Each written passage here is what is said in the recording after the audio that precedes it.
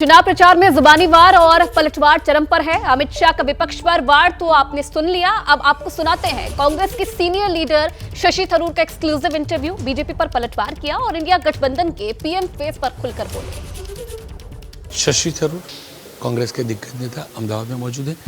थरूर साहब, आपका स्वागत है, क्योंकि चुनाव में अब तक 30% से ज़्यादा वोटिंग हो चुका है और आज का कैंपेन पूरा होगा, उसके बाद 52% जितने में कैंपेन पूरा हो जाएगा। आपको क्या लग रहा है, मुद्दे जो होने चाहिए उसको उठाने में कांग्रेस कितनी कामयाब रही? देखिए, हम तो ऐसे ही मुद्दे उठा रहे हैं जो लोगों के हर दिन की ज़िंदगी पे एक असर पड़ता है। जैसे कि रोज़गार, कितने लोग को रोज़गार नहीं, हमारे युवाओं के हाल देखिए बिना रोज़गार के। जैसे कि किसानों की इनकम, मोदी जी ने वादा दिया था कि 2 करोड़ रोज़गार लेके आएंगे हर साल। ये 10 साल में 1 करोड़ रोज़गार के नष्ट हो चुका है, कोई नया रोज़गार नहीं आया। दूसरी बात है, किसानों की इनकम डबल करेगा बोला था, 10% भी नहीं बढ़ा है। तीसरे, उसने कहा था कि 15 लाख रुपए ब्लैक काला धन लेके आएंगे विदेश से, कुछ नहीं आया, किसी को भी नहीं मिला। चलिए मान लेते हैं नोटबंदी ब्लंडर था, मान लेते हैं जीएसटी प्रॉपरली इंप्लीमेंट नहीं हुआ, मान लेते हैं किसानों की आय डबल नहीं हुई, मान लेते हैं इन्फ्लेशन बढ़ा। ये सब कुछ होने के बावजूद भी जो मतदाता है, जो देश का नागरिक है, वो कांग्रेस पर क्यों भरोसा नहीं करता है? मुझे लग रहा है कि कांग्रेस पे भरोसा कर रहे हैं, क्योंकि मैं तो दक्षिण भारत में जो देखा हूँ, हमें क्लीन स्वीप आने वाला है। केरला में और तमिलनाडु में सारे सीट हम और हमारे इंडिया अलायंस सारे सीट जीतेंगे। दूसरे इलाके में हम देख रहे हैं कि जहाँ हमने पिछले बार बहुत विफलता हुई, हमारे सिर्फ 0 सीट 6 राज्यों में, 1 सीट 3 राज्यों में, 2 सीट 2 राज्यों में, ये सब तो उससे बेहतर, बहुत बेहतर होने वाला है ये हर प्रदेश में।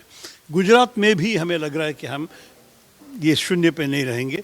और बाकी सारे स्टेट्स में जो हम देख रहे हैं, ये जो पहले 2 चरण में जो हमारे फीडबैक मिल रहे हैं वोटर्स से, हमारे लिए जो वोट देने के लिए तैयार थे वो बहुत आवेश से आके वोट किए हैं। और जो भाजपा के जो स्ट्रॉन्ग समर्थन करने वाले थे पिछले 2 इलेक्शन में, वो इस बार घर से बाहर नहीं निकले वोट देने के लिए। क्यों? मेरे ख्याल में क्योंकि वो शायद कांग्रेस को वोट देना नहीं चाहते थे, लेकिन भाजपा को भी उनको कोई नहीं मिला उनको वोट देने के लिए। राम मंदिर की बात कीजिए, हिंदुत्व की बात कीजिए, लेकिन ये क्या सरकार की प्रथम जिम्मेदारी ये सब है क्या? लोग जानते हैं राम मंदिर के बाद जो भी खुश थे राम मंदिर को बनाने के बाद, वो फिर सोचें कि हमारे जेब में क्या है, हमारी ज़िंदगी में क्या अनुभव है, हमें क्या मिला है इस सरकार से। और ये भी सरकार की जिम्मेदारी है दूसरे लोगों की भलाई। सरकार की जिम्मेदारी ये नहीं है कि मंदिर बना दे, वो तो करेंगे ही, वो तो अलग बात है, लेकिन उसके लिए आप वोट मांग रहे हैं, हिंदुत्व कह के वोट मांग रहे हैं, औरंगजेब कह के दूसरों के खिलाफ वोट मांग रहे हैं। लेकिन आप आज के बारे में, लोगों की ज़िंदगी में किस किस्म के रोज़गार, किस किस्म की अर्थव्यवस्था एक जीवा, ये सब कुछ बोल नहीं सकेंगे बीजेपी। तो ये है मुझे लग रहा है कि आप देखेंगे कि मतदाता हमें ही दे देंगे। देखिए, राम मंदिर की बात है, हम लोगों को दिखाने के लिए बड़ा फंक्शन करके, मंच बिठा के, 5,000 लोगों को बिठा के प्रधानमंत्री काम करना, ये तो मेरे ख्याल में ये हिंदू धर्म नहीं है। माफ़ कीजिए, मैं तो इसमें कभी मेरा मन बदलने वाला नहीं हूँ। ये तो एक राजनीतिक अवसर था नरेंद्र मोदी जी का, और उसमें कोई भी दूसरे जन को इसमें भाग लेने की कोई ज़रूरत नहीं थी। आपने पहले सवाल में, आपके पहले बयान में आपने बताया कि वोटिंग कम हुआ, उसमें बीजेपी को हिट करने वाले लोग नहीं गए वोट करने के लिए और कांग्रेस के लिए नहीं दिया उन्होंने वोट। तो आपको लग रहा है कहीं ना कहीं हो सकता है बीजेपी को लेकर नागरिकों में नकारात्मकता बढ़ी हो, लेकिन कांग्रेस के प्रति आकर्षण या कांग्रेस के प्रति प्रेम नहीं बढ़ा है? नहीं, देखिए, बहुत जगह में लोग कांग्रेस के लिए वोट करने के लिए भी आए थे। मैं कह रहा था कि जहाँ बीजेपी के स्ट्रॉन्ग एरियाज थे, जिस इलाके में भाजपा को बहुत बड़ी मेजॉरिटी 50% से ज़्यादा पिछले 2 बार मिले थे, वहाँ लोग के वोट कम हो गए। तो मैं कांग्रेस वोटर्स के बारे में नहीं बोल रहा हूँ, कांग्रेस वोटर्स तो बहुत हैं और बहुत लोग ज़्यादा भी आए, लेकिन बीजेपी वोटर्स को ये ऊर्जा नहीं लगे, ये एंथुजियाज्म नहीं हुई कि हम इस बार भी आके बीजेपी को वोट दें। ये तो बीजेपी को पूछना पड़ेगा अपने आप को कि ये क्यों हुआ, क्योंकि आप लोगों को कारण नहीं दिए हैं आपको तीसरी बार मौका देने के लिए। मैं प्रधानमंत्री भी गुजरात का दौरा करके गए, अमित शाह भी कल गुजरात का दौरा किया। हर कोई यही सवाल उठाने लगा है कि कांग्रेस की, मान लो एक बार की कांग्रेस की एनडीए की सरकार बनती है, मेजोरिटी में आती, तो प्रधानमंत्री कौन होगा? और दोनों इसी प्रकार से पूछते हैं, नरेंद्र भाई भी पूछते हैं, अमित भाई भी जो भीड़ होती है वहाँ पूछते हैं कि कांग्रेस को पूछिए उनका प्रधानमंत्री कौन।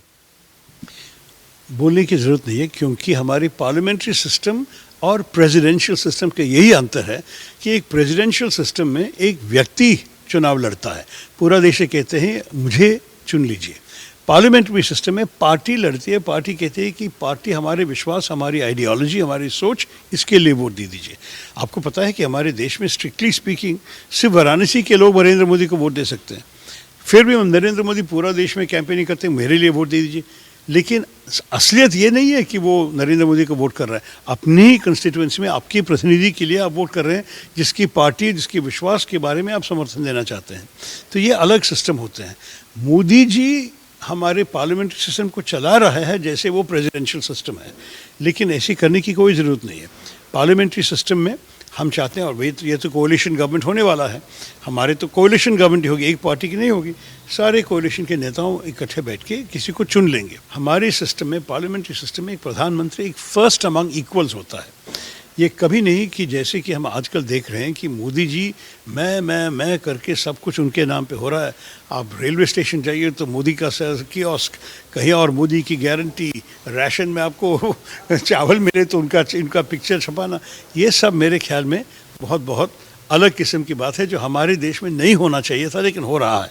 तो आखिरी बात इस विषय पे मैं सिर्फ ये कहूँगा कि अंत में हम चाहते हैं क्या, कि हमारे लोकतंत्र को बचाएं।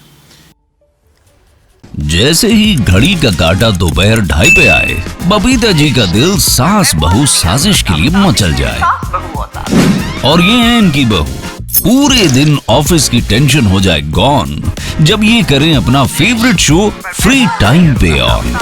इनकी तरह आप भी देखिए अपना फेवरेट शो अपने टाइम पर और डाउनलोड कीजिए एबीपी लाइव ऐप अपने स्मार्ट टीवी पर।